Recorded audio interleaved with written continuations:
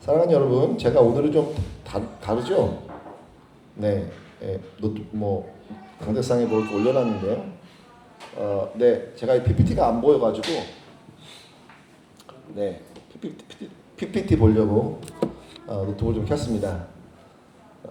제목 읽어볼까요? 이 제목으로 우리 함께 말씀 나누겠습니다. 예수님은 사람의 마음에서 나오는 것이 사람을 더럽게 한다고 말씀하시면서 기존의 유대인이 가지고 있던 정결관념을 바꾸십니다. 기존의 정결관념은 사람들이 그냥 먹을 때 손을 씻는 것, 그리고 누구의 집에 들어갈 때 발을 씻는 것, 그 정도의 정결 개념이라고 해도 무방할 것 같습니다. 그런데 우리 주님은 그런 것이 사람이 뭘 먹어서 우리를 더럽게 하는 것이 아니라 우리의 마음에서 나오는 그것이 사람을 더럽게 한다고 이야기하고 있어요. 그러면서 우리 주님 뭐라고 말씀하시냐면 이렇게 말씀하십니다.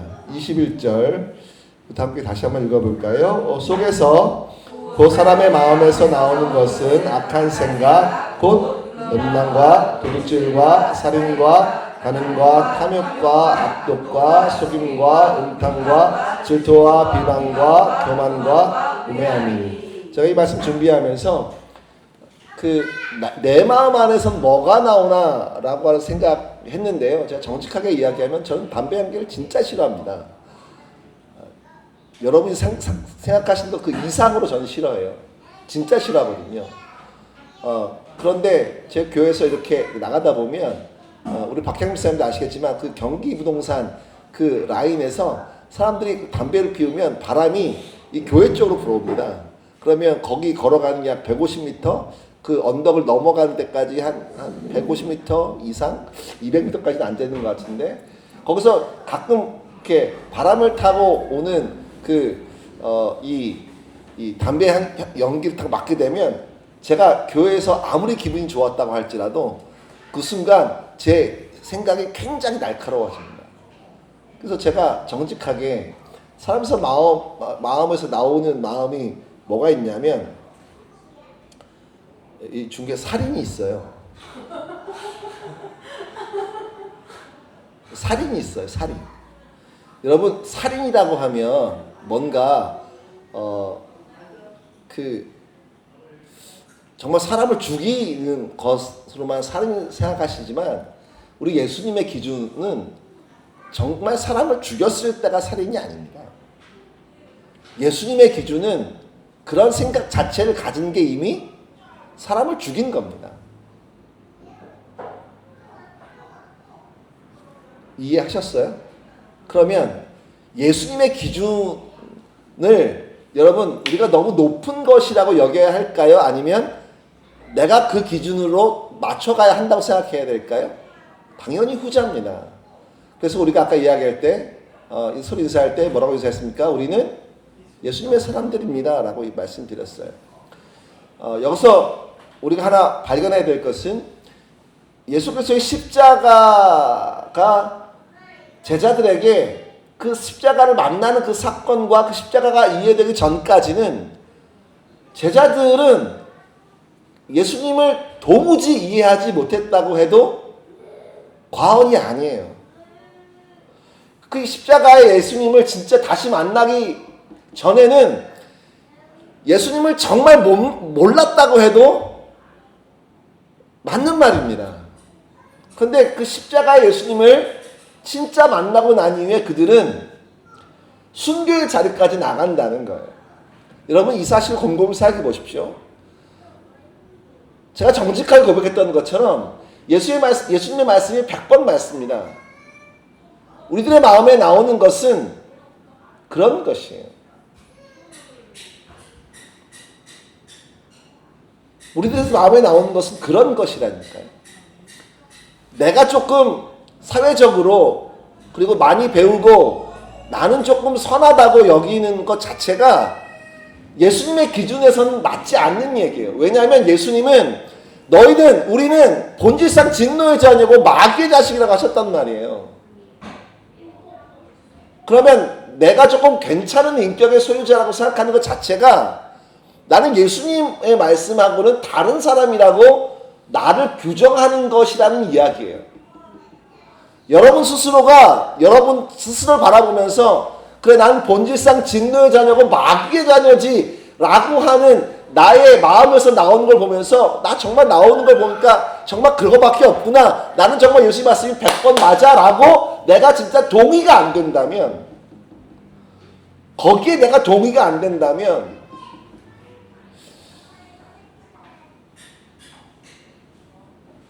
우리가 십자가의 예수님을 내가 다시 만났는지 한번 고민해 볼 필요가 있어요.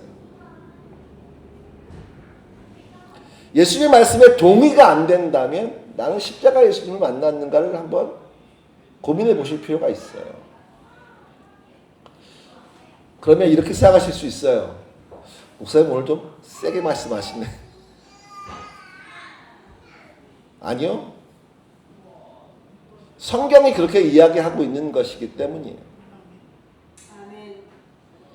성경이 그렇게 이야기하는 거예요.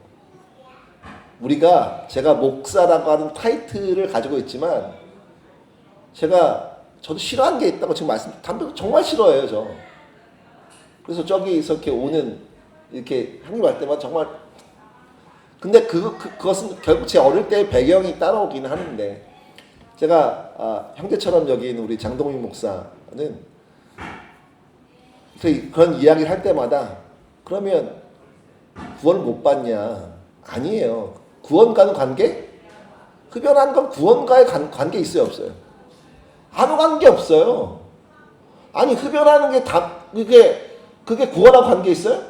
아무 관계 없어요. 그럼 무슨 얘기 하는 거예요 지금? 제 본질이 그렇다는 이야기를 하고, 사람의 본질이 그렇다. 제가 타이틀이 그렇게 있어도 사람의 본질이 그렇다는 거예요. 내가 싫어하는 그 특정 영역에서는 정말 누구나가 다 경기를 일으킬 수 있다는 거예요. 저만 그렇습니까? 아니에요. 여러분 다 그래요. 마치 여러분 무슨 이상하지 그런 마음이 있으단 말이에요 라고 생각하시면 여러분 오늘 설교 잘 못 들으실 수 있어요. 목사님만 이상하신데 이렇게 삐딱서로 타기 시작하시면, 그래서 오늘 얘기할게요. 제가 얘기해도 되죠? 오늘 하영자매가 아침에 저랑 이렇게 찬양 맞춰 보는데 찬수가 412장 부르는데 갑자기 제가 맞추고 돌아서는데 하영자매가 좀 이상한 거여서 제가 봤더니 눈이 뻘개가지고 막 눈물을 글썽글썽. 그래서 제가 설명했어요. 우리의 생각의 방향이 굉장히 중요한데 내가 울 수 있다는 것 자체는 하나님의 은혜라는 거예요. 여러분 우리가 하나님 찬송 들으면서 기도하면서 울 수 있다는 건 그건 진짜 은혜예요. 성령님이 만져주시지 않으면 누가 어떻게 눈물이 납니까? 그 박송이라는 개그맨은 장례식 가면 웃는다면서요. 그 어떻게 할 수 없는 상황이 되면 본인은 웃음이 난대요. 그래서 사람들 오해를 많이 받는다고 하더라고요. 그래서 여러분 생각해 보십시오. 어떤 찬양을 부르면서 내가 울 수 있다는 것은 하나님의 은혜예요. 그런데 이 악한 영이, 그리고 우리의 악한 영이 아니더라도 우리의 생각이 내가 왜 이러지? 라고 하는 질문이 있으면, 질문이 들어오잖아요. 내가 왜 갑자기 울까? 그리고 갑자기 우리 마음에 내 복잡한 환경이 막 생각날 때가 있잖아요. 그러면 우리의 삶에 막 원망이 찾아오려는 생각의 방향으로 우리가 흘러갈 수도 있습니다. 그런데 그건 바른 방향이 아니에요. 성령께서 우리에게 은혜 주셨다면 그 울게 하시는 하나님 앞에 더 깊이 가까이 가야 하는 것이고, 그리고 그 울음 과정 안에서 우리의 삶이 다 이렇게 복잡하지라는 생각이 연이어 찾아온다면 그 복잡한 환경을 하나님께서 정리하시고 새롭게 하실 수 있다는 그 믿음 가지고 주 앞에 나아가는 것이 우리의 마음과 생각과 생각의 방향을 지키는 길이라고 저는 믿습니다. 그것이 그리스도인의 생각의 방향인 거예요. 그게 그리스도인의 생각의 방향이고 정말 바른 방향인 거예요.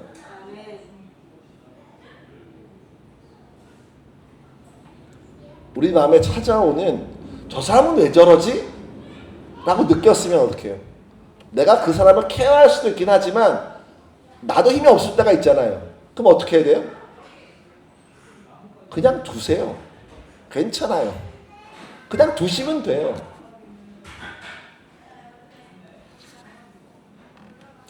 시간이 지나 하나님이 은혜 주시고 힘 주시면 그때야 비로소 내가 누구를 도울 수 있을 거예요. 사용자한테 얘기했어요. 특수교구회에 하나님께서 지혜와 능력 주셔서 어려운 사람 도우려고 너 부르신 거잖아. 그리스도인이 하나님 앞에 말씀을 왜 듣고 왜 주의 말씀을 암송하고 왜 깨닫습니까? 우리의 생각과 마음의 방향을 지켜가서 그리스도인처럼 살게 하기 위해서 양육받고 말씀 듣고 설교 듣고 그렇게 하는 거 아니에요. 그런데 그렇게 하고 있는데도 불구하고 마음과 생각을 못 지켜서 이렇게 잘못된 방향으로 흘러가는 그것은 우리가 영적 싸움에서 지고 있다고 해도 과언이 아닌 거예요. 그런데 오늘 그 예수님이 우리를 향하여 야 사람이 뭘 먹어서 더럽게 되는 게 아니고 진짜 사람이 더럽게 되는 것은 그 사람의 마음에서 나온 것 때문에 사람이 더럽게 된다는 거예요.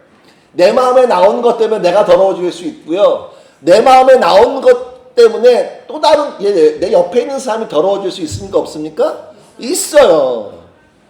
그래서 무릇 우리의 마음을 단단히 지켜가야 하는 거예요. 누구 위해서? 첫 번째는 나를 위해서. 두 번째는 타인을 위해서. 첫 번째는 나를 위해서. 두 번째는 타인, 내가 살아가는 사람들 위해서 마음을 지켜야 하는 거예요. 그리고 우리의 언어를 배워야 하는 거예요. 어떻게 말해야 하는지. 말 배워본 적 한 번도 없잖아요. 요즘에 우리 니엘이가 그렇게 말을 이렇게 쉼없이 계속 해가지고 어제 저희 집에 놀러 왔거든요. 쉼없이 계속 해가지고 제가 얼마나 기쁜지. 그런데 어제 니엘 제가 보면서 생각했잖아요. 말을 저렇게 쉼없이 해서 너무 기쁘긴 한데 말을 잘 배워야 될 텐데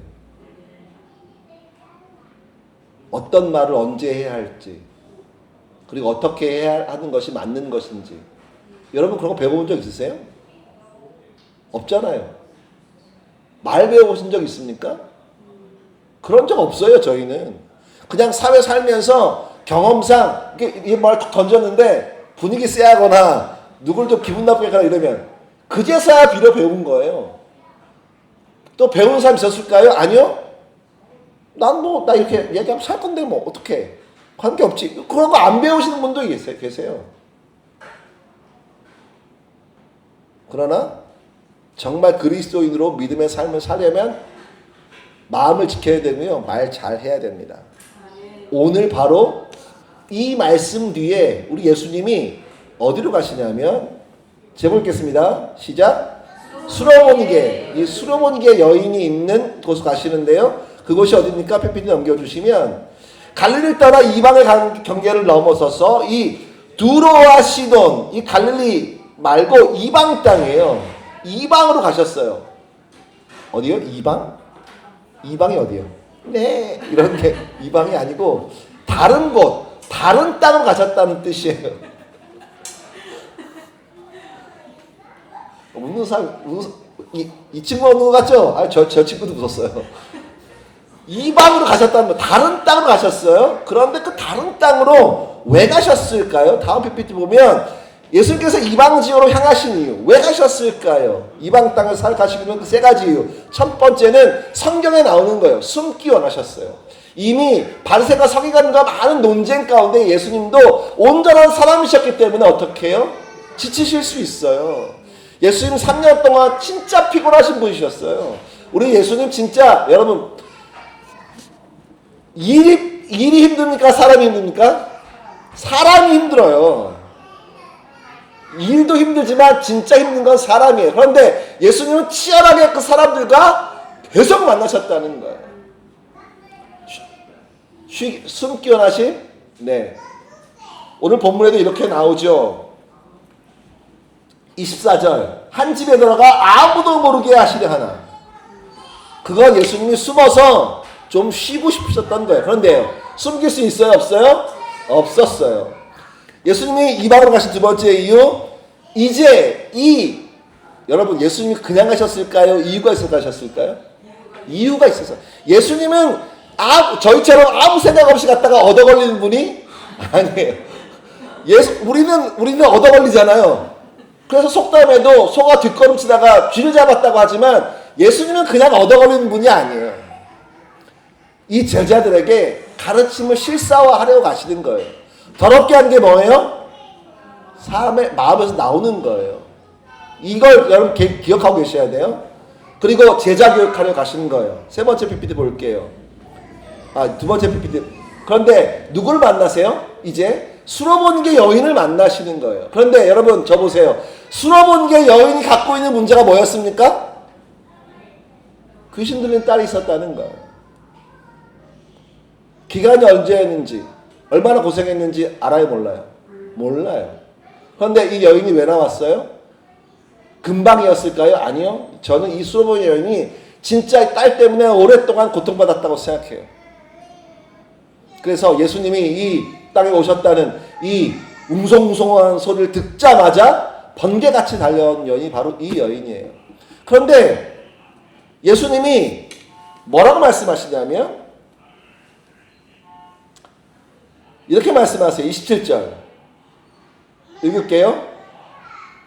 예수님이 제 딸 좀 고쳐주세요 라고 했더니 27절 예수께서 이르시되 읽습니다. 시작. 예수께서 이르시되 자녀로 먼저 배불리 먹게 할지니 자녀의 떡을 취하여 개들에게 던짐이 마땅하지 아니하니라. 요즘에는 많이 PC주의가 정치적 올바름이 많이 쇠퇴됐어요. 이제 조금 지나갈 것 같아요. 얼마나 다행인지 모르겠어요. 그런데 놀라운 사실은 뉴욕에 맘단이라고 하는 시장이 무슬림 시장에 당선됐거든요. 그런데 이 맘단이 시장이 이 뉴욕 PC주의자들이 한 게 뭐냐면 엄마 아빠의 이 단어를 정치적으로 다 삭제하려고 하는 법안을 냈고 그게 통과됐어요. 그래서 뉴욕시에는 이제 엄마 아빠라는 말을 공식적으로 쓰면 안 돼요. 그럼 뭐라고 할까요?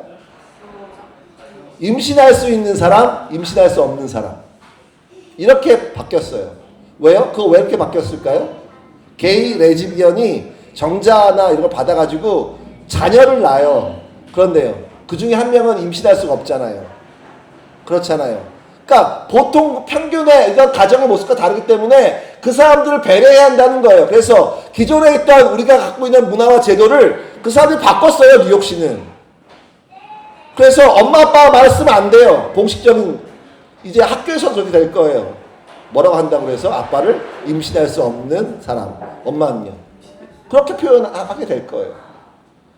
저희 나라는 여러분 그게 저기 먼 나라 미국에서만 있는 일이라고 생각하시죠? 차별금지법 통과되잖아요. 여러분 제가 저희 주보 때 한참 동안 올려놨는데 여러분은 어떤 생각하셨는지 제가 안 물어봤어요. 여러분은 어떤 생각하시는지 안 여쭤봤지만 차별금지법 통과되잖아요. 그러면 교회뿐만이 아니에요. 우리들의 일상 문화 자체가 다 바뀌게 될 거예요. 여러분은 어느 정당을 지지하시든 관계없어요.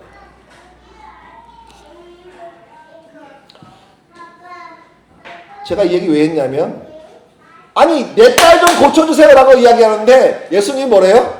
자녀들에게 줄 떡을 취해서 개들에게 주지 않는다는 거예요. 이게 진짜 불편하죠? 얼마큼 불편해요? 많이 불편해요? 그렇죠. 지금 이 수로보니의 여인에게 예수님 뭐라고 말씀하신 거예요?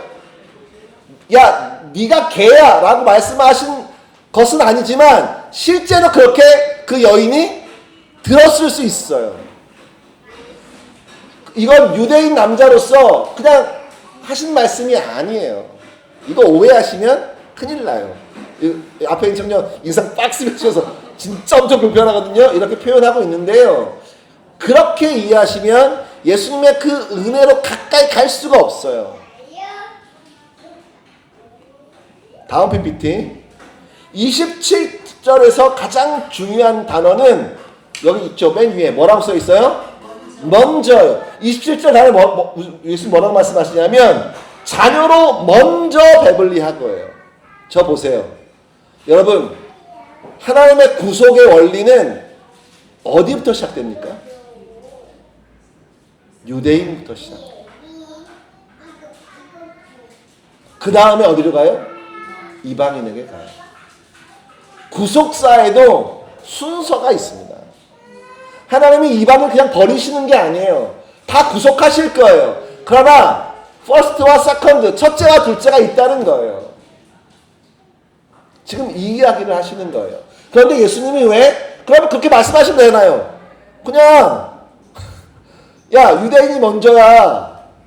그렇게 하시면 그 되잖아요. 그런데요, 이 단어가 이 여인이 진짜 믿음이 있는지 없는지를 가늠할 수 있는 시금석이 돼요. 예수님이 이 단어가 이 여인이 예수님을 향한 진짜 믿음이 있는지 없는지 볼 수 있는 이방인으로서 이 여인이 정말 예수님 앞에 어떤 마음으로 나왔는지에 대한 판단할 수 있는 시금석이 된다는 거예요. 왜 그럴까요? 제가 이 먼저를 먼저 설명할게요. 순서의 차이, 자녀가 먼저라는 거예요. PPT 보시면 그 다음은요. 그 아래 보시면 먼저가 오직이 아니에요. 내가 오직 이스라엘을 위해서만 왔다고 예수님이 말씀하지 않으셨다는 거예요. 먼저라고 그 여인이, 그래서 여러분 제가 후반에 설명할 건데 잘 듣는 게 진짜 중요해요. 그리고 잘 이해하는 게 진짜 중요해요. 그래서 제가 오늘 하나님께서 하영자매한테 이렇게 감격을 주시고 제가 그냥 목양실 들어갈 수 있었는데 느끼게 하시고 보게 하시고 설명하신 그 이유가 저는 정말 오늘 하나님 성령께서 저를 도우셨다고 저는 생각해요.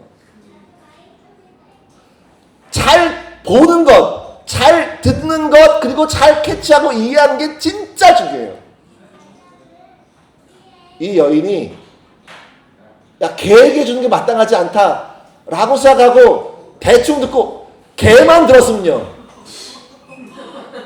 여러분, 걔만 들었으면 여러분이 이 수여봉의 여인을 살펴보세요. 내가 지금 문제 가지고 나왔는데 걔란 말만 들렸어요. 그럼 어떻게 가야 돼요? 가야 돼요. 여러분 기도하러 오셨는데 기도가 안 돼. 기도줄도 안 잡혀. 물론 기도가 줄이 있는 건 아니지만 뭔가 안 돼요. 그러면 일어나 가시면요, 끝이에요. 그런데 이 여인이 뭐라고 반응하는가 볼까요? 개들에게 던짐이 마땅하지 아니라 진짜 불편한 이야기 하셨는데 28절 여자가 뭐라고 이야기합니까? 있습니다. 여자가 대답하여 이르되 주여 올솔다 나는 상 아래 개들도 어린아들이 먹던 부스러기를. 예수님 지금 여인의 이 수로보니 여인은 예수님 개가 뭡니까? 이렇게 얘기 안 해요. 넘겨주세요. 있습니다. 개들도 상 아래에서 부스러기를 먹습니다. 이 여인은 먼저란 말이 오직 내가 이스라엘만 위해서 왔다고 여기지 아니하고 주님 말씀이 옳습니다. 순서가 있죠. 자녀들이 먼저 배불러야 하죠. 안 그렇습니까? 예수님은 유대 남자잖아요. 하나님이 유대 남자로 우리 예수님을 이스라엘 보내신 거잖아요. 그리고 그 백성을 구원하시기 오신 거잖아요. 그럼 자녀들이 먼저 배불러야 합니다. 그게 맞아요.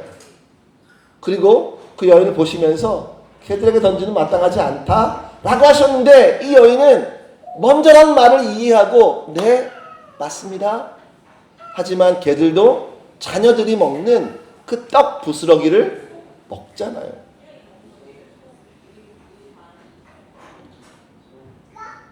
다음 PPT. 물은 낮은 곳으로 흐릅니다. 상위 자격과 권리가 있는 자리가 있어요.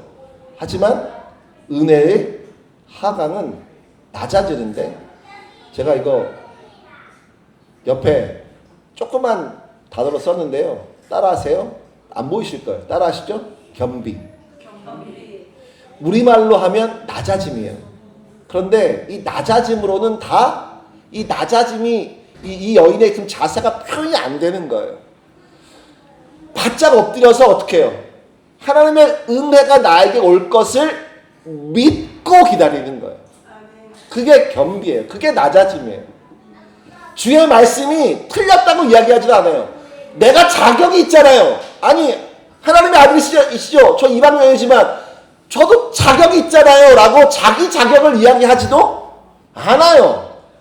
오직 은혜가 자녀에게 그리고 그 아래 있는 우리 같은 이방인에도 흘러올 수 있다고 하는 하나님의 은혜를 이해하고 바짝 엎드리며 자녀가 먹던 떡을 우리도 먹을 수 있잖아 라고 이야기하는 이 여인의 믿음의 고백을 한다는 거예요. 이렇게 이야기를 한다면 예수님이 뭐라고 말씀하시냐면 29절에 예수께서 이르시되 이 말을 하였으니 이렇게 이야기했어요. 이 말을 하였으니. 여러분 유대인들에게 오셔가지고 백부장이나 이런 사람들한테 다 이방인이잖아요. 그런 사람들한테 예수님이 뭐라고 하셨어요? 이만한 믿음은 보지 못했다고 말씀하셨잖아요. 그런데 이 여인에게는 이렇게 격하게 말씀하시고 난 다음에 뭐라고 말씀하시냐면 따라 내 믿음이 너를 구원하였으니 이런 말씀 안 하시고 그녀가 어떻게 말했는지부터 말씀하세요. 너 이 말을 했구나. 이거 무슨 얘기입니까?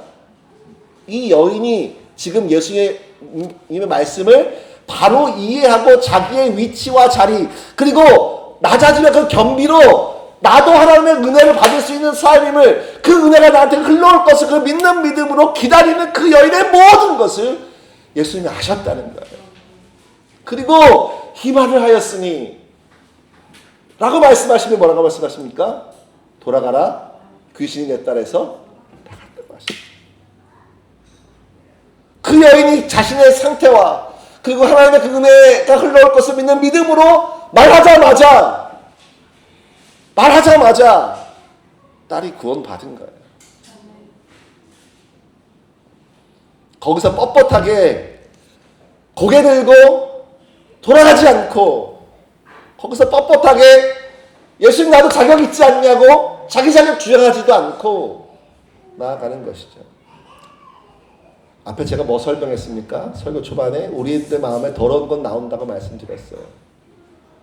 이 말이 이 여인이 어떤 마음으로 나왔는지에 대한 판단의 시금석이 된다고 말씀드렸어요. 개에게 주는 게 마땅하지 않다.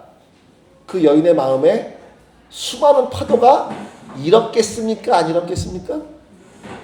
그 여인이 그 자리를 떠나게 할 만큼 악한 영이 그의 마음을 그의 생각의 방향을 흔들었겠습니까? 놔뒀겠습니까? 그러나 그 여인은 지혜롭고 믿음이 있어서 생각의 방향과 마음의 방향을 지키는 거예요. 오늘의 설교는 여기입니다. 오늘의 핵심은 여기에요. 오늘의 본문의 포인트는 여기입니다. 어떻게 하시겠어요? 우리 가운데 때로는 응답이 없고 때로는 더디 있는 것 같고 때로는 하나님 정말 멀리 계신 것 같고 아직 우리의 문제는 해결되지 않고 이런 여러 가지 과정들을 겪어갈 때마다 우리들의 마음에 찾아오는 이 수많은 감정들, 수많은 생각들 앞에서 어떻게 하실 거예요?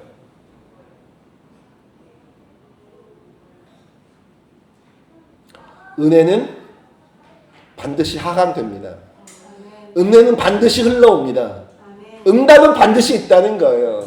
그때까지 어떻게 하실 거예요? 마지막 PPT입니다.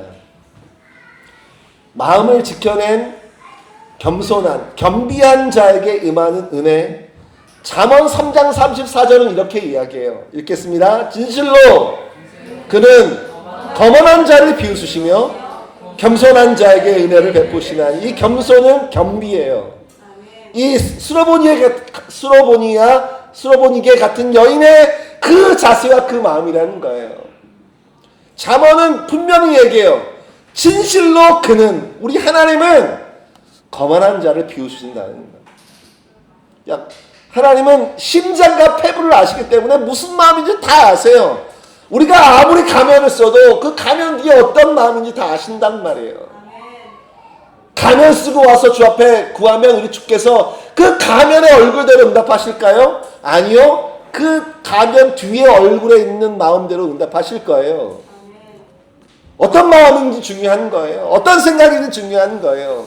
그래서 우리들의 마음에, 우리들의 생각과 마음의 방향을 지켜가는 게 필요한 거예요. 오늘 제가 하영자매한테 이야기한 그 이야기, 하영자매 결코 안 잊게 될 거예요. 어떤 환경이든지 마음과 생각의 방향을 지켜가는 것, 그거 진짜 중요한 겁니다.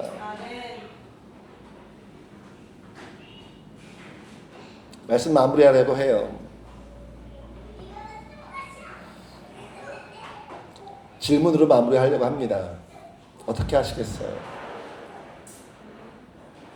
우리는 우리가 우리의 삶을 지킬 수 있는 유일한 길은 십자가 붙드는 거예요. 오직 하나님은 선하시고 온전하시며 우리의 삶에 응답하시는 그 하나님을 향한 변함없는 신뢰를 갖는 것이에요. 그걸 가지려면 뭐가 필요한 줄 아세요? 우리 스스로 그걸 계속 스스로 그런 하나님이라고 믿을 수도 있겠죠. 하지만 어느 순간 연료가 떨어질 거 아니에요. 그러니까 성경 쓰기 하세요. 그러니까 성경 읽기 하세요. 성경 읽기 하시고 성경 쓰기 하시고 여러분의 그 은혜의 방편들을 붙잡으셔야 돼요. 은혜의 방편이 없으면 에너지가 떨어져요. 그러면 어느 순간 우리에게 찾아서 우리의 생각과 마음을 흔드는 그 악한 영 앞에 우리의 생각과 마음의 방향을 지킬 수 없는 순간이 온다니까요.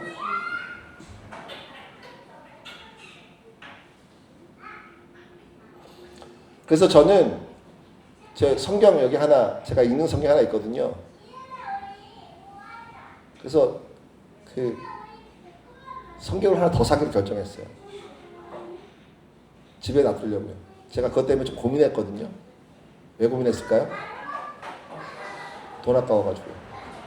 그런데 아니요. 저 결정했어요. 찬송가 없는 그 두꺼운 큰 성경 있잖아요. 하나 더 사서 제가 저희 집에 자주 앉는 자리에 그 성경 펴놓으려고요. 왜요? 그거 계속 보면 어떡해요? 뭐가 찾아와요? 부담 찾아올 거 아니에요? 제가 저를 알기 때문에 그렇게 저 자신을 그렇게 몰지 않으면 저는 더 여유를 부릴 것 같아요. 여러분은 어떠세요? 여러분은 어떤 분이세요? 그럼 여러분은 어떻게 하실 거예요? 찬양하시겠습니다.